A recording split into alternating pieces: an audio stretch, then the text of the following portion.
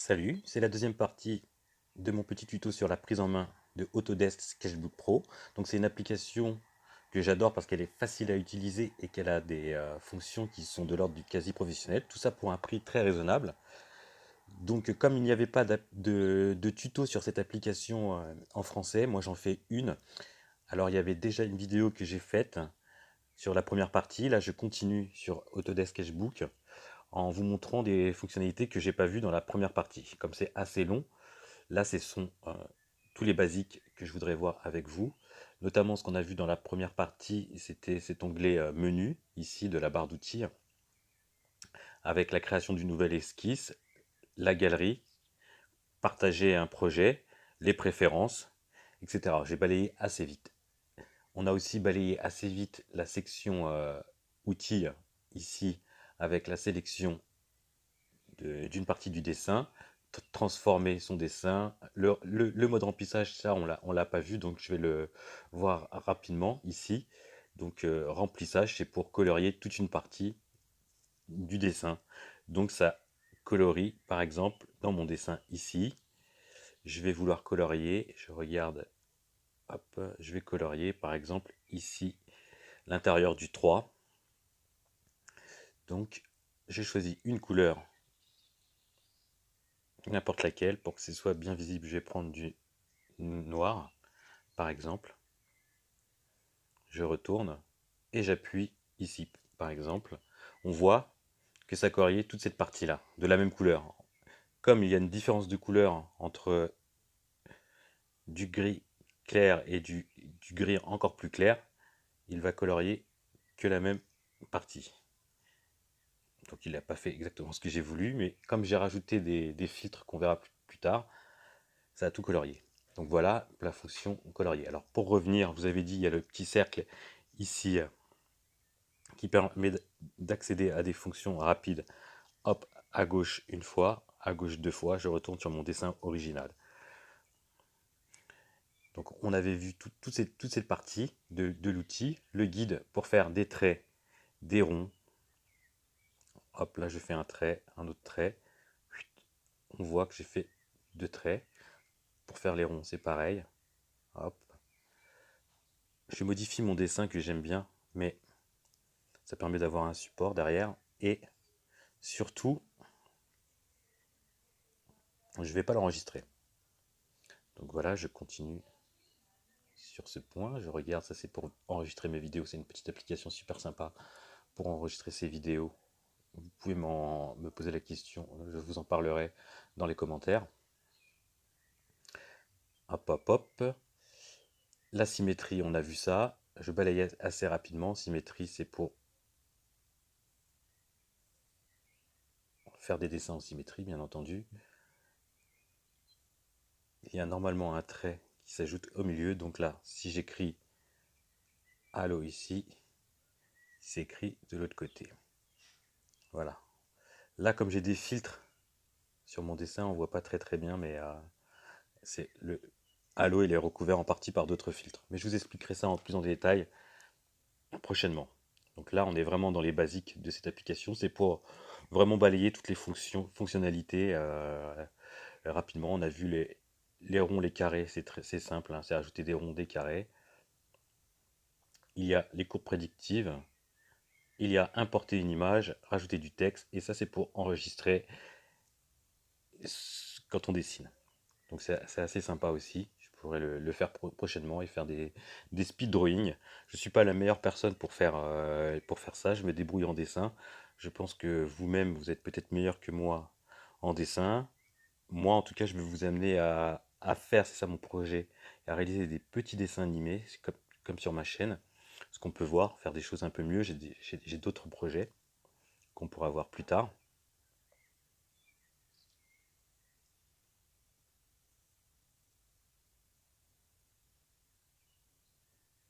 En résumé, dans la première partie, on a regardé l'onglet menu, l'onglet outils. On va s'intéresser à vraiment maintenant aux outils pour dessiner. Alors là, c'est les pinceaux. Donc ça se présente ainsi. Donc on a un choix très varié de stylos et de pinceaux qui se rapproche vraiment de ce qu'on peut voir en réel. Là, j'ai acheté le pack de Autodesk Sketchbook. Je l'ai eu, je crois, à l'époque pour 5 euros. C'est vraiment pas cher. C'est vraiment des choses à utiliser intuitives. Et vraiment, il faut vraiment s'approprier si on veut dessiner. Par contre, si vous commencez, vous pouvez commencer avec les outils gratuits. Il y a déjà suffisamment de choses dans le gratuit pour pouvoir dessiner.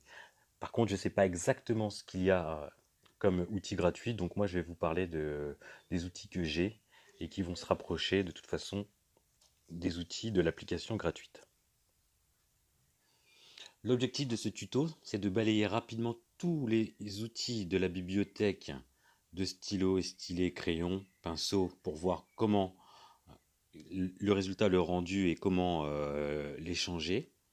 On va faire ça très très rapidement parce qu'il y en a énormément. Vous pouvez me demander après en commentaire ou autre chose plusieurs fonctionnalités que vous avez vues qui vous intéresseraient et des vidéos plus intéressantes sur ce sujet. Pour vous présenter les crayons, je vais utiliser donc un carré blanc et on va commencer par le premier, le crayon de papier de base. Donc hop, pour le trait, voilà. Alors pour modifier la taille du crayon et ses fonctions, donc là, comme j'ai un stylet qui permet de mesurer la pression, on voit que plus j'appuie, plus c'est foncé, et moins j'appuie, plus c'est clair. Donc ça c'est bien. Si vous avez aussi votre stylet, moi j'ai le Galaxy Note 8, donc c'est très bien pour ça. Vous avez sûrement votre application, pardon, vos outils pour le faire. Moi j'ai choisi celui-ci parce que je le trouve très bien. Alors pour modifier la taille de son crayon, on peut aller ici dans les paramètres, bibliothèque, on clique sur le crayon, on va dans paramètres, ça va être exactement la même chose à chaque fois. Donc on va retrouver de base, on peut augmenter la taille du crayon et on peut augmenter ou diminuer son opacité. Donc ça va servir à faire différents styles, différentes choses, comme on pourra peut-être le voir par la suite. Donc là, j'ai augmenté le trait très fortement pour voir la différence. Donc voilà, hop, j'appuie fortement, je relâche un peu la pression et on voit que le trait est de plus en plus clair. Ça marche assez bien. Ça, c'était le crayon de papier. Hop, nous allons retrouver ici un marqueur. Voilà, donc de la même manière, il y a les paramètres de base. Là, on augmente ou on diminue le flux. En fonction des instruments que nous avons, que nous prenons, il y a aussi des paramètres qui existent ou pas. Donc là, il y a l'humidité. Donc à vous de voir comment ça réagit et quelle est la chose que vous voulez réaliser. Donc c'est un stabilo. C'est la même fonction qu'un stabilo. C'est pour surligner. Et donc quand on repasse une deuxième couche à l'intérieur, vous voyez, ça épaissit, ça noircit. Donc c'est ça l'intérêt de cet outil-là. Donc suivant les effets que vous voulez rechercher, vous pouvez utiliser ce stabilo. Donc on va voir qu'il y a aussi les options de base et les options avancées. Sur les options avancées, on peut modifier la pression, une pression faible, une pression plus intense, un flux élevé ou moins élevé. Et donc ça va influer sur la manière de d'écrire, de noircir la feuille. Donc là, j'ai pas changé. On va changer par contre d'outil. Là, c'est une bombe. Ça ressemble aux bombes qu'on utilise de peinture. Pshht, pshht. Bien sûr que le bruit il n'existe pas, c'est moi qui l'ai rajouté avec ma bouche, au cas où vous serez posé la question. Alors là, je vais prendre un peu de couleur pour changer. On va, hop, regardez ici, on va effacer le dessin. Alors pour effacer le dessin, dans le coin à gauche, j'efface tout. Hop, voilà. Donc la bombe, vous voyez, je balade mon stylet de haut en bas, de droite à gauche. Voilà. Alors là aussi, si je vais sur cet outil, je vais dans les paramètres de base, j'augmente la taille. Vous voyez aussi ici le rendu. cette petite fenêtre là vraiment me permet de voir assez rapidement le rendu et l'opacité. Donc là ici c'est quasiment, pour cette couleur là on voit quasiment rien du tout.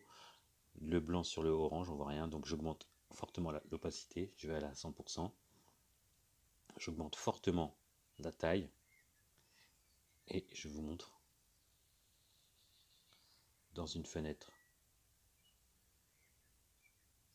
toute blanche, c'est ce que je voulais faire mais j'ai pas réussi. Hop, toute blanche, voilà, donc ça colorie vraiment des grosses zones. Donc plus je reste appuyé et plus ça colorise comme une bombe. Pshh, ça diffuse la couleur, donc c'est très très intéressant comme outil. Moi je m'en sers beaucoup dans mes portraits, etc. Je dis portrait entre guillemets dans mes personnages, puisque portraitiste est vraiment un métier et une qualité que je n'ai pas encore, je pense. Je me rapproche sur certains points. Alors, une autre manière de changer, ce que je voulais vous montrer, c'est ce petit outil ici que j'ai montré dans le premier tuto. On clique sur ce petit truc, et là, on retrouve notre outil ici. Donc, si je clique sur cet outil, on peut retrouver les paramètres.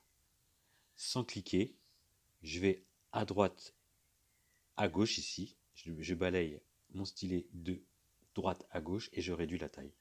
Je recommence, je balade, j'appuie, je me mets au niveau de l'image de l'icône, j'appuie et je vais à gauche et je réduis la taille. Et donc on peut aussi de la même manière, là c'était de droite à gauche, on peut de la même manière augmenter ou diminuer l'opacité en partant d'ici et en allant de haut en bas. Donc je vais vers le bas et je diminue l'opacité, je vais vers le haut et je monte l'opacité. Vous voyez le pourcentage qui augmente ou qui diminue. C'est une manière aussi assez rapide. Donc là c'est un raccourci, je rappuie ici, c'est un raccourci pour avoir accès à ça. Donc il y a une gomme par exemple aussi dans ces raccourcis, une pipette, une goutte pour retrouver la couleur précédente. Et ici c'est basculer.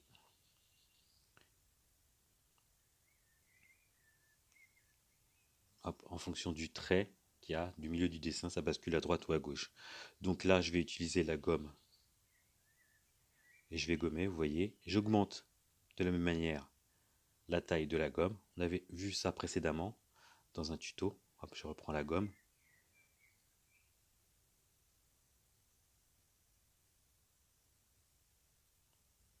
J'augmente. J'ai augmenté la taille et là, je peux gommer. Une bonne façon de se familiariser avec ces outils, c'est de commencer à dessiner ou de regarder quelqu'un dessiner avec les outils et qui vous explique. Moi, je me proposerai de vous le faire dans d'autres tutos. Je dessinerai et je vous proposerai de regarder comment j'utilise les outils. Donc, je retourne à la bibliothèque. Donc là, c'est un simple stylo. Donc là, je suis sur la couleur blanche. Je change de couleur.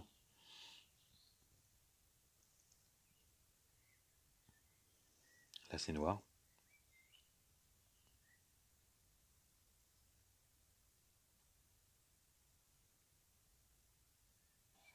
Je continue dans les outils pour aller rapidement. Je vais aller à l'essentiel des outils qui sont intéressants. Donc, le stylo plume, j'aime beaucoup, mais ça se ressemble un peu du stylo. On va aller donc sur la broche de peinture. Vous voyez, ça donne un rendu comme ça. Vraiment avec des textures qui sont proches des choses qu'on pourrait faire et réaliser en peinture. Hop, là c'est du noir. Donc avec les doigts je pince, j'agrandis ou je réduis ma fenêtre. Ok, là j'ai mes favoris qui tombent.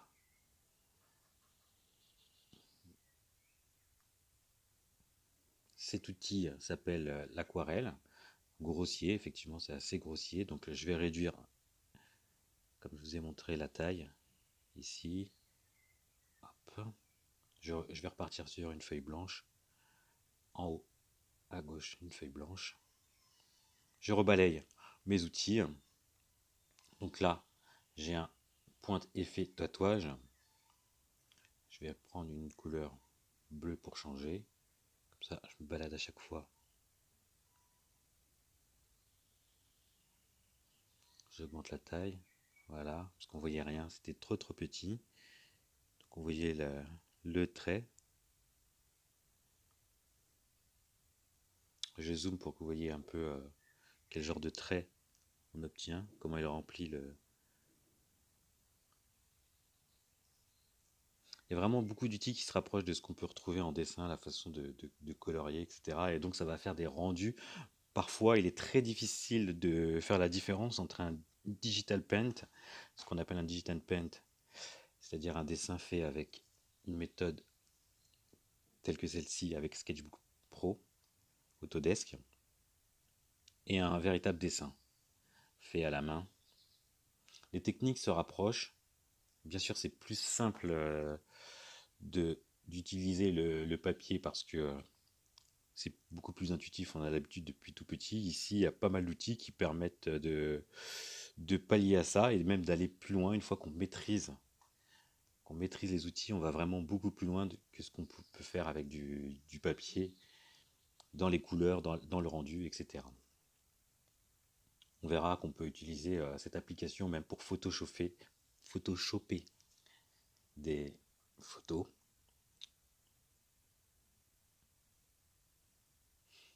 Un autre petit outil intéressant, c'est celui-là. C'est celui-là qu'on retrouve. C'est un crayon d'estompe, crayon d'étalement qui s'appelle ici. Donc ça permet d'étaler la couleur comme on le ferait sur un papier, une estompe. Donc ici, j'étale la couleur bleue. Je vais de l'intérieur de ma couleur vers l'extérieur et je l'étire la couleur. J'étire la couleur, hop. Ça permet d'avoir des dégradés de couleurs, d'étaler ma peinture. Ça, c'est des choses qu'on se sert beaucoup pour faire les reliefs, par exemple, du visage, l'ombrage. Et vraiment, c'est quelque chose qui se rapproche vraiment de ce qu'on peut retrouver dans le dessin classique. Donc j'étale la peinture, si je vais là, j'étale, j'estompe tout simplement. Donc c'est un outil qui est assez simple à utiliser aussi. Donc quand on se trompe ou quand on n'aime pas, on peut gommer ou revenir en appuyant plusieurs fois sur le bouton annuler. Donc là, c'est vraiment les basiques que je vous montre sur cette application. Là, on a une gomme. Il y a plusieurs types de gommes. Après, on pourra rentrer dans le détail de tous les gommages et comment gommer, comment bien utiliser sa gomme. Donc c'est les techniques qu'on utilise ici pour le digital paint, c'est des techniques qu'on pourrait utiliser en dessin classique. C'est important de comprendre, si vous avez des notions dans le dessin classique, ce sera d'autant plus simple de dessiner. Je ne vais pas vous apprendre ici à dessiner, en tout cas dans ce tuto. C'est pas l'objectif, c'est vous apprendre à prendre en main cette application d'Autodesk, Sketchbook, un nom très long, et vraiment important à retenir. On retrouve aussi dans cette application le fusain. Donc hop, c'est du fusain. Donc le trait est assez gros. Je réduis. Je pars sur du noir, la couleur plus classique de ce qu'on peut faire avec du fusain. Donc vous voyez, je fais une boule. Et comme un fusain, je viens noircir. Donc si je reste longtemps au même endroit, je noircis complètement. Donc voilà. Par exemple, si j'avais voulu faire un cylindre, une boule, pardon, posé sur un support, très intéressant, vous voyez, c'est très rapide. Donc là, voilà. Donc ici, on peut utiliser la gomme à l'intérieur. La lumière vient du dessus.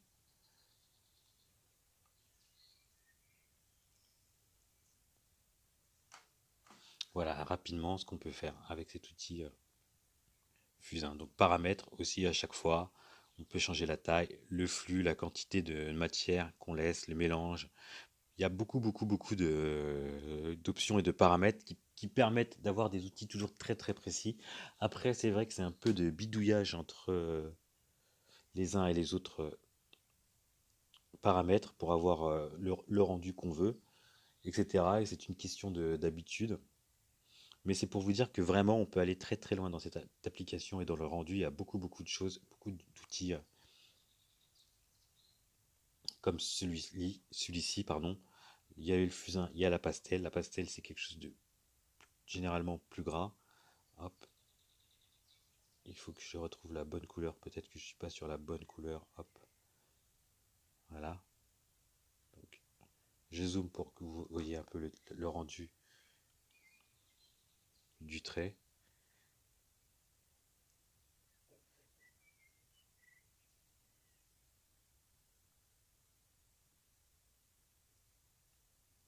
Ça, c'était pour le fusain. Là, c'est une acrylique synthétique, c'est un pinceau. Vous voyez ici, quand j'approche mon stylet directement sans, euh, sans marquer la feuille, je vois le rendu et à peu près la zone couverte. J'appuie et je marque. Voilà. Donc vous voyez un petit peu comment ça se passe pour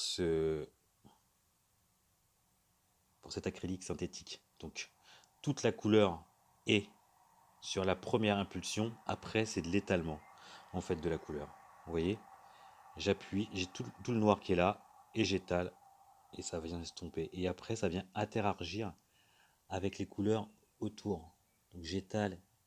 C'est vraiment magique comme outil, comme application. Vous voyez, là, ça peut presque, on peut imaginer un nuage.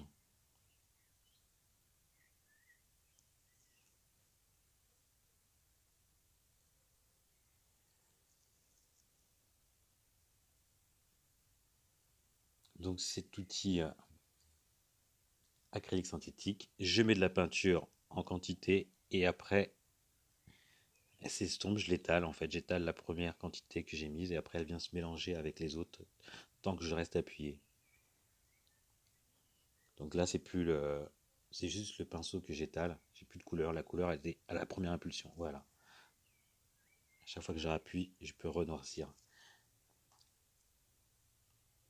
Si on continue dans les autres pinceaux, pour voir rapidement tout ce qu'il y avait, c'est un peu grosso modo ici ce qu'on a vu là. Ce sont vraiment les outils assez de base qu'on peut utiliser et qui sont différents entre les crayons de papier. Et on peut retrouver ici, moi dans mon pack, j'ai le Beaux-Arts. Donc on retrouve ici tous les crayons de papier classiques que vous retrouvez à l'école, comme le crayon de papier HB,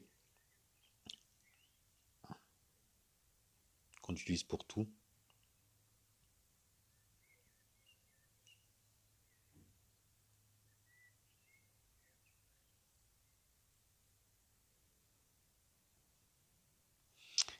Plus on va aller vers le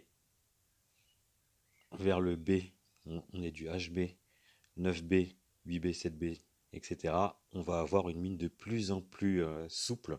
Ça, c'est vrai dans le couleur des crayons de papier classique, couleur, je veux dire, dans la dureté classique des crayons de papier. C'est comme ça que vous pouvez comprendre ce que c'est un crayon de papier, le B, ce que ça veut dire. Donc, c'est plutôt souple, pardon. Donc, la mine est très souple, elle donne beaucoup de couleurs.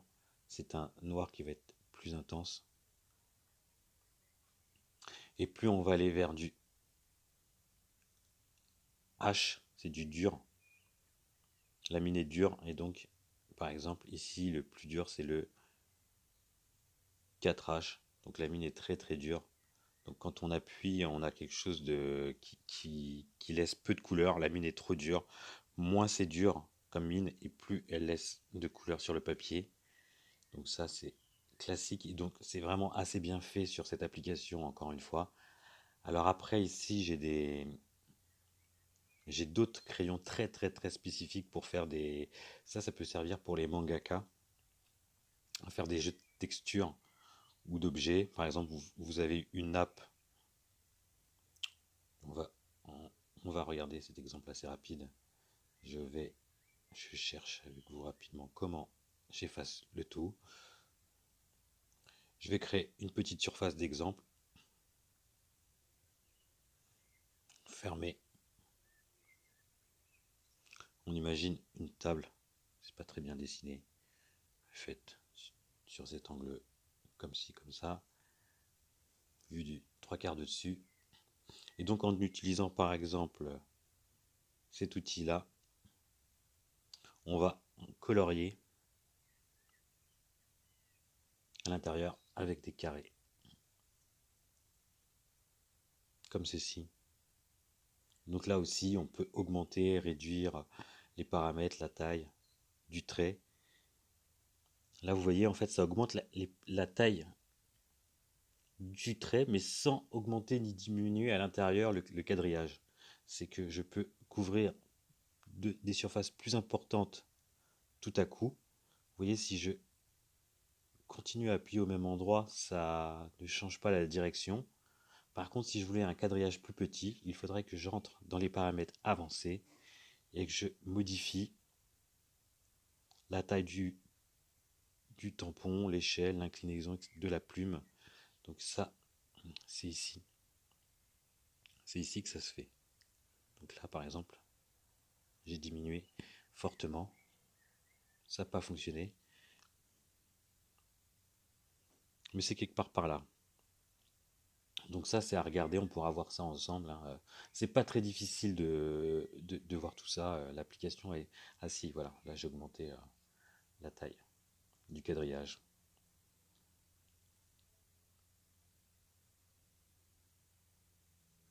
Comme ce petit tuto, c'est plus un petit tuto et c'est un long tuto et qu'il fait exactement 26 minutes et quelques depuis le départ, je vais arrêter ici. Vous avez déjà plein d'éléments pour utiliser cette application.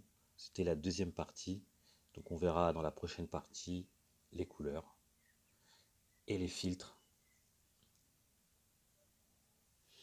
Si ce petit tuto bien long vous a plu, mettez un j'aime. N'hésitez pas à me faire des commentaires sur cette vidéo pour que j'améliore le contenu, le format, etc. Là, c'est vraiment un format pour les téléphones. Donc, si vous l'utilisez sur un ordinateur, vous risquez d'avoir deux grosses bandes noires à gauche et à droite. Sur un téléphone, c'est optimisé pour ça. Puisque c'est une application qu'on utilise pour le téléphone, j'ai pensé que la meilleure façon de la regarder, c'était aussi dans le mode vertical. Vous pouvez me faire la remarque, mais c'est un choix délibéré pour le moment. Je vous dis à bientôt pour un prochain tuto. On parlera donc des couleurs et des filtres. Ciao!